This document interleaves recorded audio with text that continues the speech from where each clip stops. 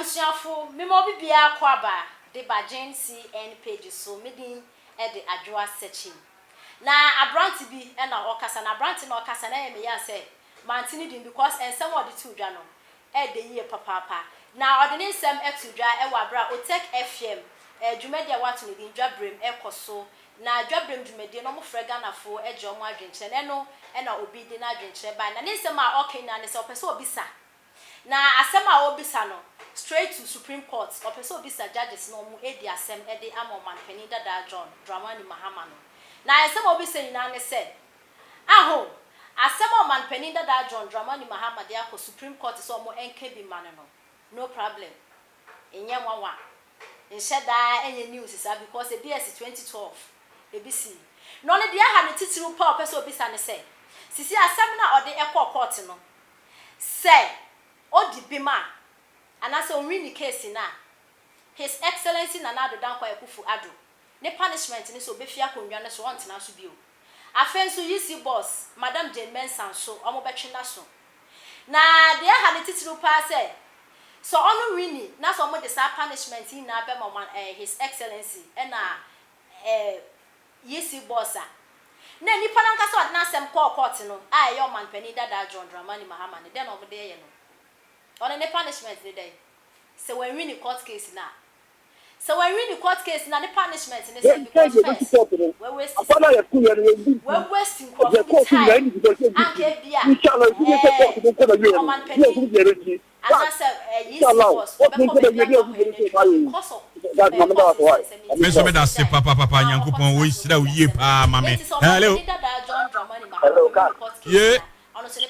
Hey, Udem.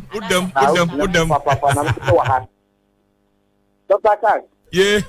The part of the master media from beside Namesari as Mama and Supreme Court. And he said, it was a said, it is a former President Mahama. I said, no, for Supreme Court with anything.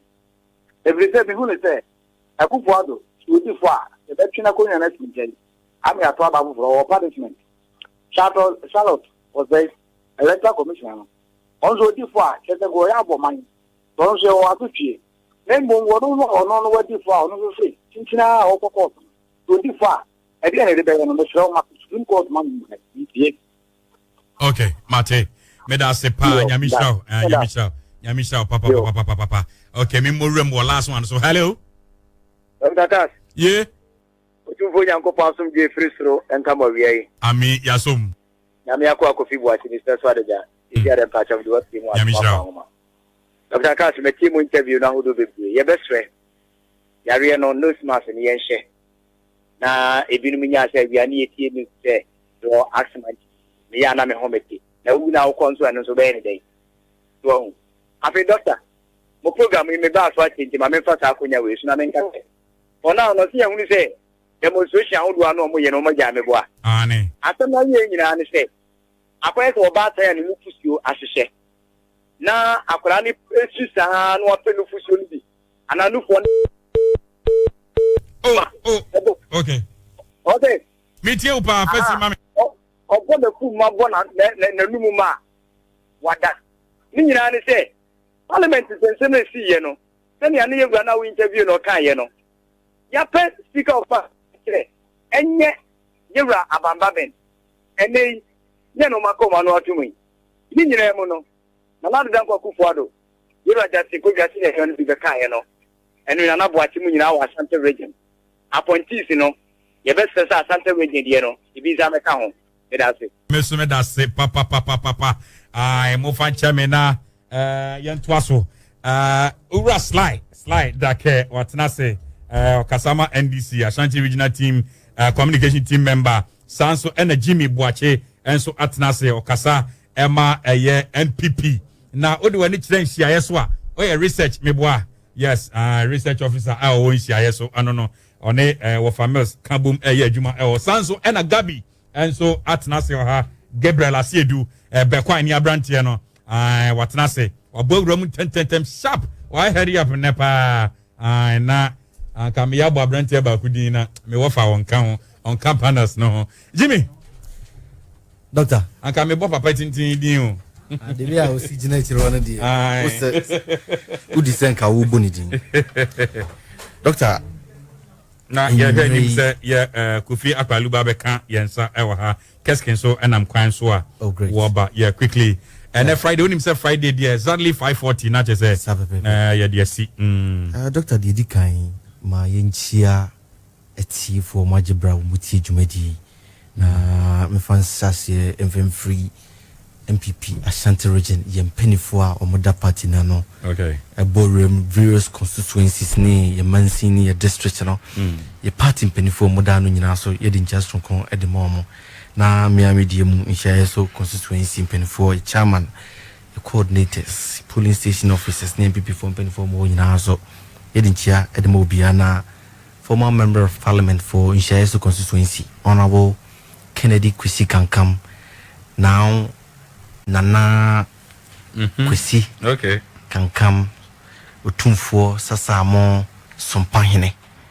ene eye na woda nti ye defa ye befa sa akonya we so na ya mano trinkwa se afi akwa apro aba abeto no na oda so etenkwa mu e bompa ye se Nyankopon se nana montuo bia afi mu efri ebreyi ko nyina no obetutu no otwedi ampona nkasa engine no na mfa nsi de eye na ye hye no nkran se enigye ene ahoto ene apomdi papa ena yesre otumfo Nyankopon se mfama no na ontrase e wasasi so eti bibi kakra bia meka ade ama ade afa honorable Kennedy Kwesi Kankam no na me personally so ayaseda sonkon ena me de ma no radio so amity communication ameye he is the only person odimira this field mo when it comes to going on radio, going on TV ni adi nyina no on the so mensa me Ekoba Jesse okay one assembly member for Kwadaso estate honorable Harrison honorable Harry and I think so one other person so a kind of na also yensa odira communication team nim until since that time no adwuma de say yensa no so no na remorinchi okay na ye nipa 4 and odi yebre director Kwesichi all right okay that's that opportunity I feel we so me ne enya nhia nti me nyina so ma official pa me das me mu nyina so official pa kama because the last time I mean you na ye I think it was special voting. Yes. Special voting. Exactly. No Patasi police depot. All right. Okay. Yeah. Quite a nimni in actually. No. You to abana we wow can special voting assembly. Adi chinya ni yakoto. Nena watcheso ni yakoto. Main abana wankazangaza. Omamuni na yakoto ye. Ya 2 years ni akenkan. Abatu komisan. Kwanchere for panyi. Wabebo ye okandini no adi ama.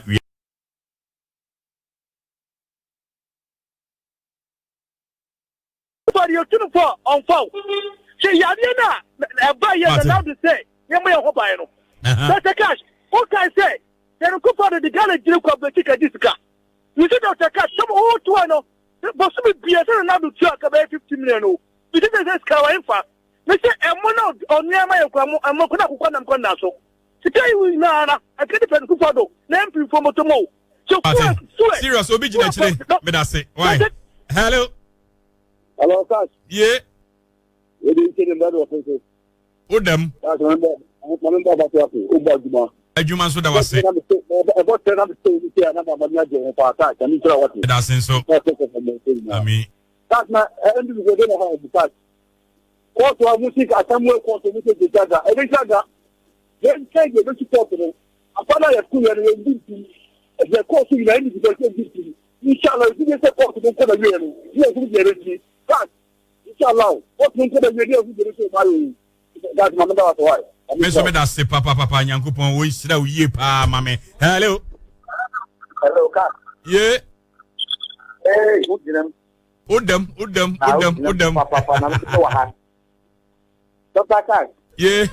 The part of the master media from beside Namesari as Mamma, I met Supreme Court.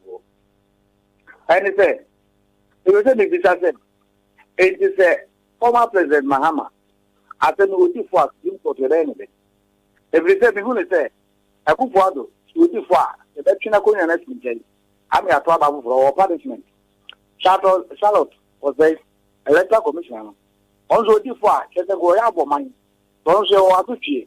Then, what don't know or know what differ, no say. Cincinna or Pocos. To differ. Again, the better on the show, Supreme Court money. Okay, Mate. Meda se pa Nyamisha, papa. Okay, me more last one. So hello. Dr. Yeah. You for Yanko Passum J. Frisro and come away. Ami Yasum. Yamiako Coffee watching is that's what it is. If you had a patch of the work team, Nyamisha. Dr. Cass, my team interview now who do be your best friend. Yari no nose mass and Yenshe. Na Ebinuminia said, we are near team say, to accent. Me and I'm a homety. Now we now console and so any day. So, happy doctor. My program in the bath watching my members are going away. So I'm in. For now, not see, I only say demonstration.